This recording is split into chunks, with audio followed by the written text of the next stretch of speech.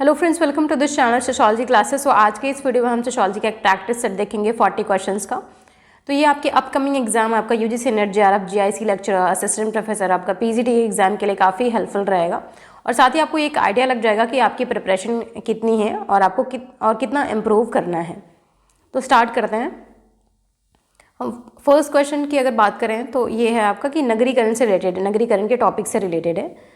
तो पहला क्वेश्चन आपका कंसेप्चुअल है कि नगरीकरण का समाजशास्त्री अर्थ क्या है। तो इसमें सिंपली आपसे नगरीकरण का अर्थ पूछा गया कि अगर आपने नगरीकरण का टॉपिक पढ़ा होगा तो ये आपको इजीली कर ले जाएंगे इसके क्वेश्चंस। तो पहला जो ऑप्शन है वो है शहरों की जनसंख्या में वृद्धि, ग्रामीण जीवन का शहरी जीवन में परिवर्तन, औद्योगिक उत्पादन में वृद्धि, व्यापारिक विस्तार। तो ऐसे क्वेश्चंस को आपको देखने में बहुत ईजी लगता होगा, बट आप इसे ध्यान से करिएगा। तो जनरली अगर आपने ध्यान नहीं दिया होगा तो आप पहले क्वेश्चन को करेंगे शहरों की जनसंख्या में वृद्धि जो होता है वो नगरीकरण, तो ये क्वेश्चन जो है वो आपका गलत हो जाएगा। इसका जो ऑप्शन होगा, अगर आपने नगरीकरण पढ़ा होगा तो नगरीकरण एक ऐसी प्रक्रिया है जो कि ग्रामीण जीवन का शहरी जीवन में परिवर्तन होता है। तो इसका आंसर होगा ऑप्शन बी। नेक्स्ट क्वेश्चन देखते हैं, निम्न में से कौन सा नगरीकरण का परिणाम नहीं है। तो ये जो है कॉमन सेंस का क्वेश्चन है ये आप कि सामाजिक गतिशीलता, व्यक्तिगतता में वृद्धि, सामूहिकता का सुदृढ़ीकरण, सामाजिक नियंत्रण में शिथिलता। तो ये सिंपल सा कॉमन सेंस का क्वेश्चन है कि नगरीकरण का परिणाम नहीं पूछ रहा है कि नगरीकरण का परिणाम कौन सा नहीं है। तो उस नगरीकरण में सामाजिक गतिशीलता होती है, व्यक्तिगतता में इंडिविजुअलिटी में वृद्धि होती है यहाँ पे, और सामाजिक नियंत्रण में शिथिलता कमी होती है। लेकिन जो सामूहिक सुदृढ़ीकरण जो होता है वो नगरीकरण में नहीं होता है। तो आपका ऑप्शन होगा ऑप्शन सी, सामूहिकता का सुदृढ़ीकरण। नेक्स्ट क्वेश्चन है कि सांकेंद्रीय वृत्त सिद्धांत किससे प्रतिपादित किया है। तो ये नगरीकरण का एक सिद्धांत है, सांकेंद्रीय वृत्त सिद्धांत। ये किसने प्रतिपादित किया है। तो जब भी आप कोई सोशियोलॉजी में कंसेप्ट बने और किसी ने कोई सिद्धांत दिया हो तो ये आप जरूर याद रखिएगा कि कौन सा सिद्धांत किसने। तो ये एक आपका फैक्चुअल क्वेश्चन ऐसे बन सकता है और जनरली पूछा भी जाता है आपसे। तो ये नगरीकरण से रिलेटेड एक सिद्धांत है, सांकेंद्रीय वृत्त सिद्धांत। ये किसने प्रतिपादित किया है। ऑप्शन है अर्नेस्ट बर्गेस ने, पार्क और बर्गेस ने, रटके ब्राउन ने, टर्नेबी ने। तो इसका जो आंसर होगा, आंसर ए होगा। अर्नेस्ट बर्गेस ने है वो नगरीकरण का सांकेंद्रीय वृत्त सिद्धांत का प्रतिपादन किया था। नेक्स्ट क्वेश्चन देखते हैं कि नगरीकरण से जुड़ी कौन सी समस्या नहीं है। ये भी एक सिंपल सा आपका कॉमन सेंस का क्वेश्चन है। झुग्गी झोपड़ियाँ, प्रदूषण, बेरोजगारी, ग्राम सभा का गठन। तो इसका जो आंसर होगा, आंसर डी होगा। ग्राम सभा का जो गठन होता है ये जो है वो नगरीकरण की समस्या से संबंधित नहीं है। बाकी झुग्गी झोपड़ियाँ, प्रदूषण और बेरोजगारी ये नगरीकरण की समस्या है। नेक्स्ट क्वेश्चन देखते हैं, नगरीकरण की संकल्पना का सबसे पहले किस समाजशास्त्री ने दी थी। तो ये काफ़ी इंपॉर्टेंट क्वेश्चन है, इसे आप ध्यान में रखिएगा, इसे आप नोट डाउन कर लीजिए। नगरीकरण की ये कई बार एग्जाम में आपसे क्वेश्चन पूछा गया है। Auguste Comte, Louis Wirth, Emile Durkheim, Karl Marx. तो इसका जो आंसर होगा वो है आंसर बी, लुईस विर्थ ने नगरीकरण की संकल्पना है जो सबसे पहले इन्होंने दी थी, लुईस विर्थ ने। नेक्स्ट देखें, नगरीकरण का प्रमुख कारण क्या माना जाता है। कृषि विस्तार, औद्योगिकरण, ग्रामीण पलायन की कमी, सामाजिक स्थिरता। तो नगरीकरण का जो प्रमुख कारण माना जाता है वो है औद्योगिकरण, ये ध्यान रखिएगा। अब नेक्स्ट क्वेश्चन देखते हैं, पंचायती राज प्रणाली का मुख्य उद्देश्य क्या है। ऑप्शन है ग्रामीण प्रशासन का केंद्रीकरण, स्थानीय सुशासन की स्थापना, शहरी विकास को प्रोत्साहन, उद्योगों का विस्तार। तो पंचायती राज काफ़ी इंपॉर्टेंट है, ये टॉपिक है, आप इसे स्किप बिल्कुल मत करेगा, इसे पढ़ के जाएगा। पंचायती राज से क्वेश्चन आपसे पूछे जाते हैं। तो इसका जो आंसर हो गया है वो आंसर ऑप्शन बी होगा। स्थानीय सुशासन की स्थापना करना जो है पंचायती राज प्रणाली का मुख्य उद्देश्य माना जाता है। अब यहाँ से फैक्चुअल क्वेश्चंस भी आपसे बनते हैं, इसलिए मैंने यहाँ पे मेंशन किया है कि भारत में पंचायती राज व्यवस्था की शुरुआत जो है वो कब हुई थी। 1950 में, 1952 में, 1959 में, 1962 में। तो इसका जो आंसर है वो आंसर सी होगा। 1959 में, 2 अक्टूबर 1959 राजस्थान के नागौर जिले से इसकी जो है वो शुरुआत की गई थी पंचायती राज व्यवस्था की। तो कंफ्यूज मत होएगा, इसे जो है वो संवैधानिक दर्जा दिया गया था 1932 में, जो 1992 में दिया गया था संविधान के 73वें संशोधन द्वारा। तो ये, लेकिन इस प्रणाली की जो शुरुआत हुई थी 1959 में हुई थी। तो ये इस दोनों डेट में आप कंफ्यूज मत होएगा बिल्कुल भी। नेक्स्ट क्वेश्चन देखते हैं, पंचायती राज व्यवस्था का संविधान में समावेश किस संशोधन द्वारा हुआ था। 42, 44, 43 सॉरी 73 एंड 74। तो 73वें संविधान संशोधन द्वारा अभी हमने देखा यहाँ पे ऑप्शन सी होगा इसका। नेक्स्ट क्वेश्चन है हमारा कि 73वें संविधान संशोधन के अनुसार ग्राम सभा का गठन कहाँ किया जाता है? जिले के स्तर पर, राज्य स्तर पर, गांव स्तर पर, ब्लॉक स्तर पर। तो पंचायती राज काफ़ी इंपॉर्टेंट टॉपिक है, इसे आप डिटेल में पढ़ के जाएगा। यहाँ से फैक्चुअल और कंसेप्चुअल क्वेश्चन पूछे जाते हैं। तो इसका जो आंसर होगा वो है ऑप्शन सी। तो जो पंचायत ग्राम सभा का जो गठन होता है वो गांव स्तर पर किया जाता है।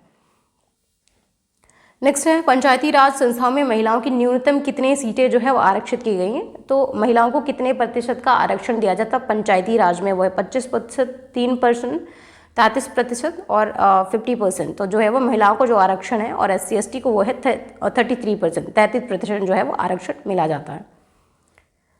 नेक्स्ट है कि भारत में पंचायती राज का समाजशास्त्रीय महत्व क्या है? ये कंसेप्चुअल क्वेश्चन आपसे पूछा गया यहाँ पे। ग्रामीण संस्कृति का पतन, ग्रामीण लोकतंत्र और सहभागिता का विकास, शहरीकरण का विस्तार, ग्रामीण वर्गीय विभाजन का उन्मूलन।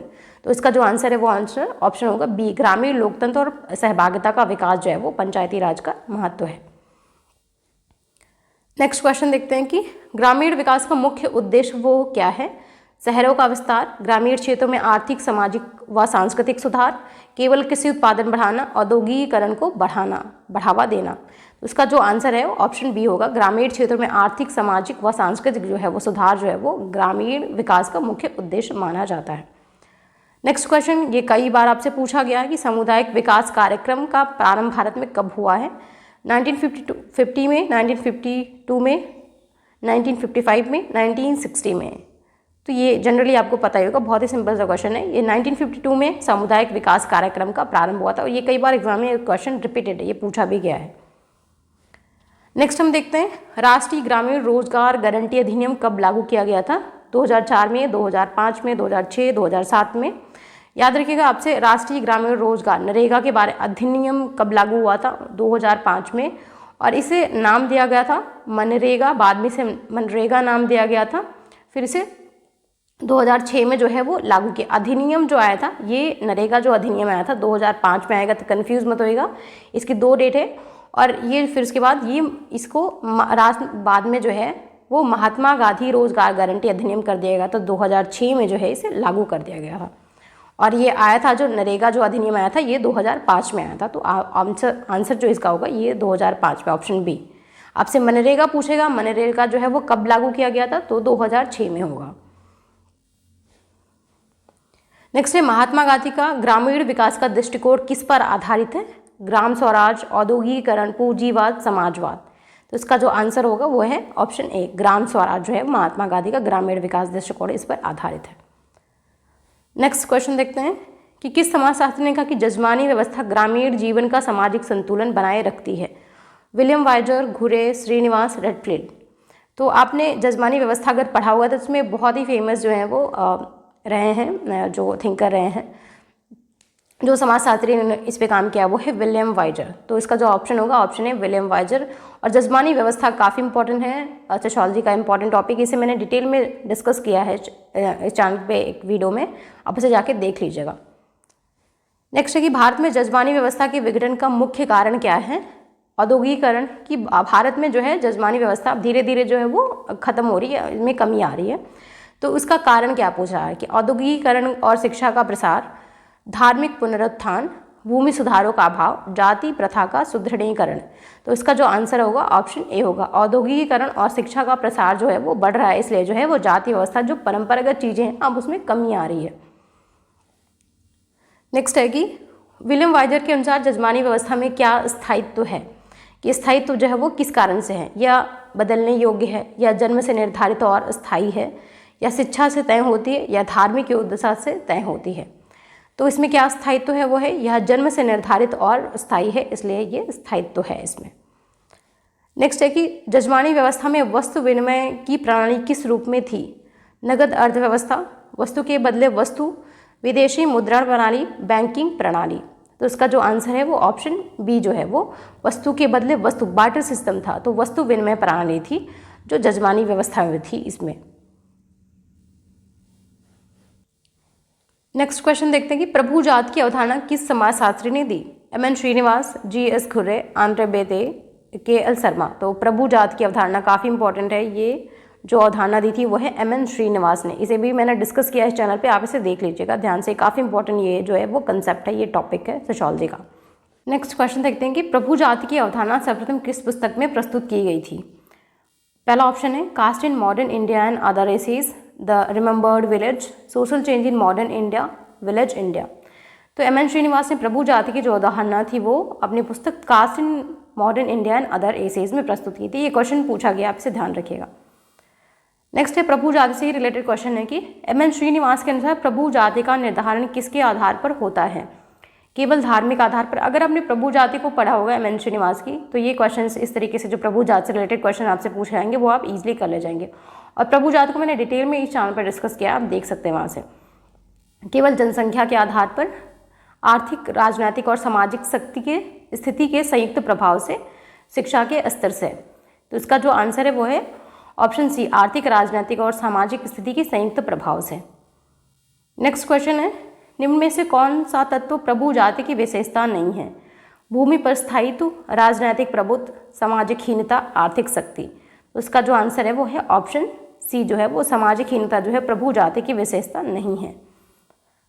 नेक्स्ट है एम.एन. श्रीनिवास ने प्रभु जाति की अवधारणा किनके अध्ययन के आधार पर दी थी। इन्होंने किस गांव का अध्ययन किया था, उसके अध्ययन के आधार पर इन्होंने अपनी प्रभु जाति की अवधारणा दी थी।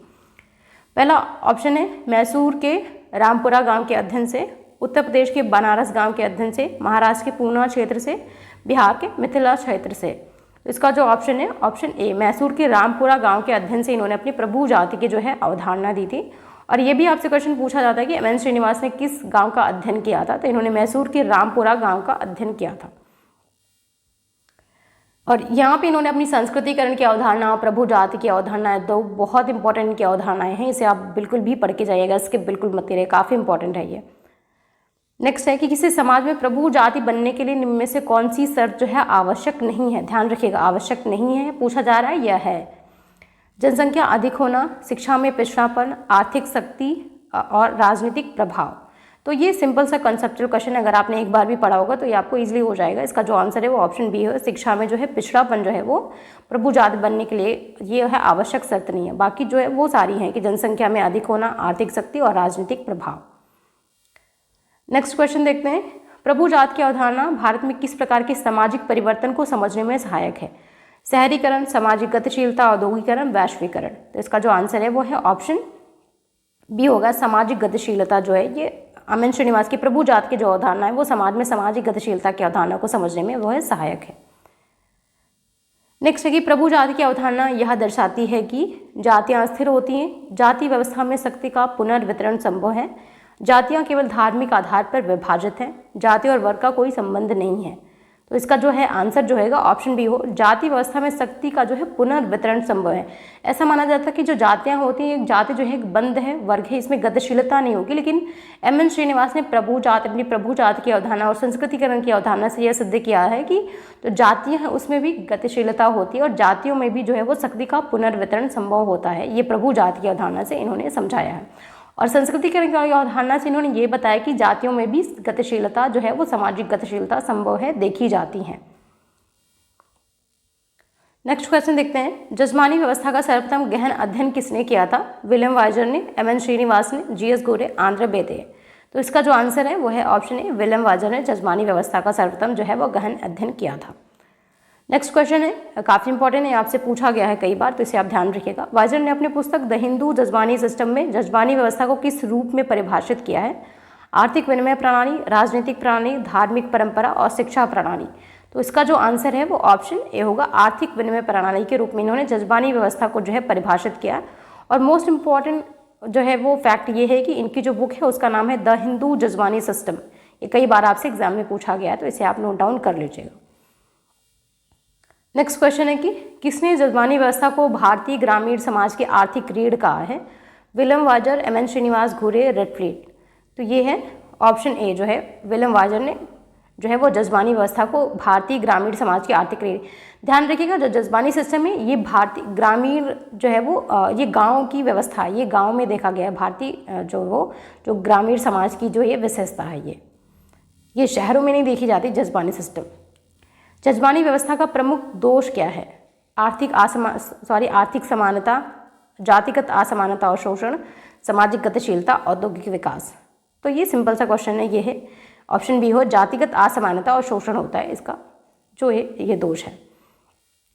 नेक्स्ट क्वेश्चन है कि घुरिये के अनुसार भारत की जनजातियाँ क्या किसे कहा जाता है? पूर्णतः पृथक संस्कृति रखती हैं, हिंदू समाज की उपजातियाँ हैं, स्वतंत्र सामाजिक व्यवस्था होती है इनकी, विदेशी मूल की हैं। तो जो घुरिये ने जनजातियों के संबंध में इनके जो विचार हैं, इन्होंने जनजातियों को ये जो है वो पिछड़े हिंदू कहा, इसे ध्यान रखिएगा। ये कई बार आपसे पूछा गया है क्वेश्चन की किस थिंकर ने, किस विचारक ने जो जनजातियों को पिछड़े हिंदू की संज्ञा दी है, पिछड़े हिंदू माना है, वो जी.एस. घुरिये ने। इन्होंने कहा कि जो जनजातियाँ हैं वो हिंदू जातियों की ही जो है वो का ही हिस्सा रही हैं, लेकिन ये पिछड़ गई हैं, इसलिए इन्हें पिछड़े हिंदू का इन्हें कहा। और इन्होंने कहा ये हिंदू समाज का ही हिस्सा रही हैं, हिंदू समाज की ही ये उपजातियाँ नहीं हैं जनजातियों के संदर्भ में, ये घुरिये का विचार है। और इस तरीके से क्वेश्चन आपसे काफ़ी पूछे गए एग्जाम में। और जनजातियाँ जो है वो काफ़ी इंपॉर्टेंट टॉपिक है। यहाँ से आपसे क्वेश्चन इनकी संवैधानिक व्यवस्था, इनके प्रावधान क्या रहे हैं, संविधान में किस आर्टिकल में वर्णन किया गया है, और इनके जो विचार हैं जी.एस. घुरिये के और बाकी जो थिंकर्स हैं, ये काफ़ी इस तरीके से क्वेश्चन आपसे पूछे जाते हैं। तो ये टॉपिक भी आप पढ़ के जाएगा, स्किप बिल्कुल मत करेगा। एलपी विद्यार्थी के अनुसार जनजाति और हिंदू समाज के बीच संबंध का सबसे उपयुक्त स्वरूप क्या है? समरसता, अलगाव, समायोजन, संघर्ष। तो एलपी विद्यार्थी के अनुसार जनजाति और हिंदू समाज के बीच जो सबसे उपयुक्त संबंध का जो स्वरूप है, इन्होंने कहा समायोजन होना चाहिए। नेक्स्ट है, इस तरीके से आपसे जनजातियों का जो टॉपिक है, यहाँ से आर्टिकल वाले क्वेश्चन भी आते हैं कि कौन से आर्टिकल में प्रावधान किया गया है, किस आर्टिकल में इनसे जो है वो इनके आरक्षण की व्यवस्था है। तो संविधान का अनुच्छेद 330 किससे संबंधित है? संसद में अनुसूचित जातियों और जनजातियों के आरक्षण के लिए, शिक्षा में आरक्षण, प्रशासनिक पदों में आरक्षण, जनजाति कल्याण कोष। तो इसका जो आंसर है वो ऑप्शन ये होगा, संसद में अनुसूचित जातियों और जनजातियों के आरक्षण के लिए संबंधित है वो अनुच्छेद 330। नेक्स्ट क्वेश्चन इसी से रिलेटेड आर्टिकल से, राज्य विधानसभा में अनुसूचित जनजातियों के लिए आरक्षण का प्रावधान किस अनुच्छेद में किया गया है? अनुच्छेद 331, 332, 333, 334। तो राज्य की जो विधानसभाएं हैं उनमें जो है अनुसूचित जनजातियों के लिए जो आरक्षण का प्रावधान किया गया है वो ऑप्शन बी होगा, अनुच्छेद 332 में। नेक्स्ट क्वेश्चन है कि वेरियर 11 के अनुसार जनजातियों के लिए सबसे उचित नीति जो है वो कौन सी है? एकीकरण की नीति, अलगाव की नीति, समायोजन की नीति, संस्कृतिकरण की नीति। तो वेरियर 11 ने जो कहा है वह जनजातियों की समायोजन के लिए जो सबसे जो इन्होंने उपयुक्त नीति जो आप बताई थी वो है अलगाव की नीति। इन्होंने कहा कि हिंदू जातियाँ जो समाज में और जो जातियाँ जो धर्म है वो अलग है और जो जनजातियाँ हैं ये अलग है, इन्हें इनका संरक्षण होना चाहिए। इन्होंने कहा इसलिए ये अलग है, इनको संरक्षित किया जाना चाहिए। इस इन्होंने अलगाव की नीति का जो है वो समर्थन किया था वेरियर 11 ने। पंडित नेहरू के द्वारा प्रस्तावित ट्राइबल पंचशील नीति का मूल उद्देश्य क्या था? जनजातियों को पूरी तरह मुख्य धारा में मिलाना, उनके सांस्कृतिक स्वभाव की रक्षा करते हुए विकास करना, उन्हें शहरों में बसाना, उन्हें राजनीतिक दलों से जोड़ना। तो इसका जो आंसर होगा वो ऑप्शन बी है कि उनके सांस्कृतिक प्रभाव की रक्षा करते हुए उनका विकास को सुनिश्चित करना। ये पंडित नेहरू द्वारा जो इन्होंने ट्राइबल पंचशील का जो है मूल उद्देश्य था। नेक्स्ट क्वेश्चन है कि भारतीय संविधान में अनुसूचित जनजातियों की परिभाषा किस अनुच्छेद में दी गई थी? तो ये परिभाषा की बात की गई है। अभी हमने जो आगे डिस्कस किया था वो आर्टिकल में वो उनके आरक्षण से संबंधित था। अब इसमें पूछा गया कि जनजातियों की परिभाषा भारतीय अनुच्छेद में किस आर्टिकल में है, और ये कई बार आपसे रिपीटेड क्वेश्चन है, इसे आप नोट डाउन कर लीजिएगा। अनुच्छेद 340, अनुच्छेद 341, 342 या 46। तो इसका जो आंसर है वो ऑप्शन सी हो गया, अनुच्छेद 342 में है जो जनजातियों की परिभाषा से संबंधित जो है ये आर्टिकल है। लास्ट क्वेश्चन देखते हैं कि अनुसूचित जनजातियों की सूची जो है वो कौन तैयार करता है? ये भी काफ़ी इंपॉर्टेंट है। ये संसद है, राष्ट्रपति, प्रधानमंत्री या सुप्रीम कोर्ट? इसका जो आंसर है वो है ऑप्शन बी है, राष्ट्रपति जो है अनुसूचित जनजातियों की जो है वो सूची तैयार करता है, वो राष्ट्रपति। तो ये 40 क्वेश्चन का एक सेट है यहाँ पे डिस्कस किया। तो आप इस तरीके से प्रैक्टिस सेट सॉल्व कर, जितना आप पढ़ रहे हैं जो भी आपकी स्टडीज़ है वो साथ में आप प्रैक्टिस सेट भी सॉल्व करते जाइए, और PYQs जो भी एग्जाम की आप प्रिपरेशन कर रहे हैं, तो इससे आपको आइडिया लगेगा किस तरीके से क्वेश्चन आपसे पूछे जाते हैं। और अगर आप सोशियोलॉजी के किसी भी कोर्स में एडमिशन लेना चाहते हैं तो आप मुझे इस नंबर पर कॉन्टैक्ट कर सकते हैं, व्हाट्सएप या कॉल कर सकते हैं। Thank you.